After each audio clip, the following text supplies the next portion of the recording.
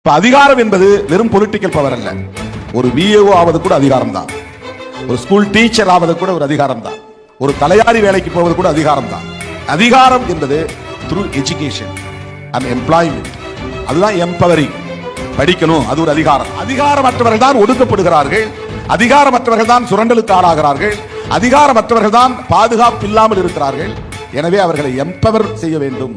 Empowering marginalised section, அதற்கு மிக முக்கியமான கண்டிஷன், முன் நிபந்தனை எஜுகேஷன். கல்விதான் முக்கியம். கல்வியால் மட்டும்தான் நம்மை நாம் பாதுகாத்துக் கொள்ள முடியும். இன்னைக்கு சாப்பிட்ற சாப்பாட்டுல இருந்து போடுற துணியில இருந்து படிக்கிற படிப்புல இருந்து அத்தனை அரசியல் கொடுத்தது சார். அரசியல்வாதிகள் தான் வந்து 2007 எனக்கு இன்ஜினியர் ஆக்கினாங்க. சாமானிய பொண்ணு, நான் கவர்மெண்ட் ஸ்கூல்ல தான் படிச்சேன், கவர்மெண்ட் காலேஜ்ல தான் படிச்சேன், சட்ட கல்லூரி முடிச்சு இன்னைக்கு நான் வக்கீலா இருக்கேன். நான் எல்லாமே கவர்மெண்ட்ல தான் படிச்சேன். டாக்டர்ஸ் இல்லாம ஒரு ஹாஸ்பிடல் எப்படி இருக்கும்? கவர்னன்ஸ் இல்லாம ஒரு நாடு எப்படி இருக்க முடியும்? ஒரு சாதாரண சினிமா நடிகரை நீங்கள் அவ்வளவு தூக்கி வைத்து கொண்டாடுகிறீர்கள். ஒரு கிரிக்கெட் வீரர் உள்ளே போகிற போது அரங்கமே எழுந்தென்று கைத்தட்டது 8 கோடி பேர் பார்க்கிறான். இந்த ஏழை அம்மாவின் கண்ணீரை துடைத்தவன் அரசன் தான். என்ன தப்பு?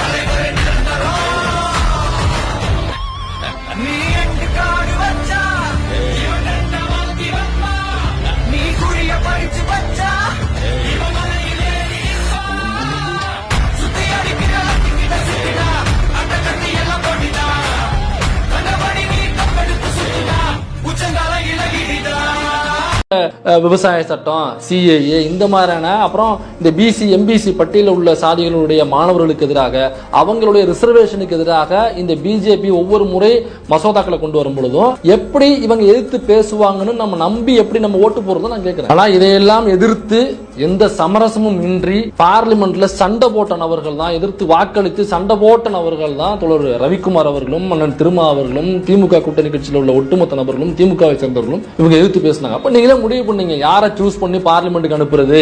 நமக்கு எதிரான ஒரு விஷயம் வரும்பொழுது அதை எதிர்த்து பேசுகிற, அதை எதிர்த்து வாக்களிக்கிற அந்த கட்சியை சார்ந்த கேண்டிடேட்ஸுக்கா?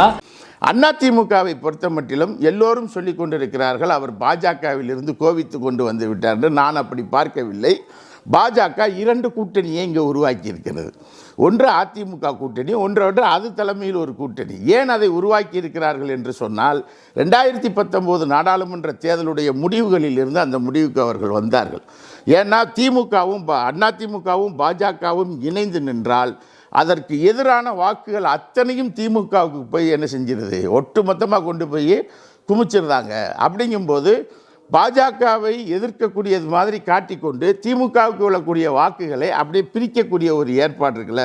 நாளைக்கு ஏடிஎம்கே ஜெயிச்சா கூட அது யாருக்கு சாதகமாக போகும்? பாஜகவிற்கு சாதகமாக தான் போகும். அவர் தான் நான் வந்து மத்தியில் அழுத்தம் கொடுப்பேன்னு தான் சொல்லிக்கிட்டு இருக்காரு எடப்பாடி பழனிசாமி. அப்படிங்கும்போது அது அதிமுகவுடைய கூட்டணி என்பது இயல்பாக மறைமுகமான ஒரு பாஜக அமைத்திருக்கக்கூடிய கூட்டணி தான். அன்பார்ந்த வாக்காளர் பெருமக்களே, பார்த்து ஓட்டு போடுங்க. தயவுசெய்து சிந்திச்சு ஓட்டு போடுங்க. அண்ட் ஓட்டு போடுறது முக்கியம். எப்பயுமே வாங்க, நம்ம ஊர்ல ஒரு பிரச்சனை, நம்ம காலேஜில் ஒரு பிரச்சனை, நம்ம நண்பனுக்கு ஒரு பிரச்சனை, இல்லை நம்ம ஸ்டேட்டுக்கு ஒரு பிரச்சனை, அவங்க கூட சேருங்க. நம்ம ஜாதிக்கு ஒரு பிரச்சனை, நமக்கு மதத்துக்கு ஒரு பிரச்சனை சொல்றவங்க கூட சேராதீங்க. அவன் சொல்றவன் அத்தனை பேரும் நம்மளை தூண்டி விட்டுட்டு அவன் வீட்டில் பாதுகாப்போட போலீஸில் உட்காந்துருப்பான். நம்ம தான் மாட்டிப்போம். தயவு செஞ்சு புரிஞ்சுக்கோங்க. வாக்காளர் பெருமக்களே, ஜாகிரதை. I love you all. I love you so much. திருப்பி கொடுத்தா தங்க மாட்டேன். வந்த வழியை பார்த்து கிளம்பு.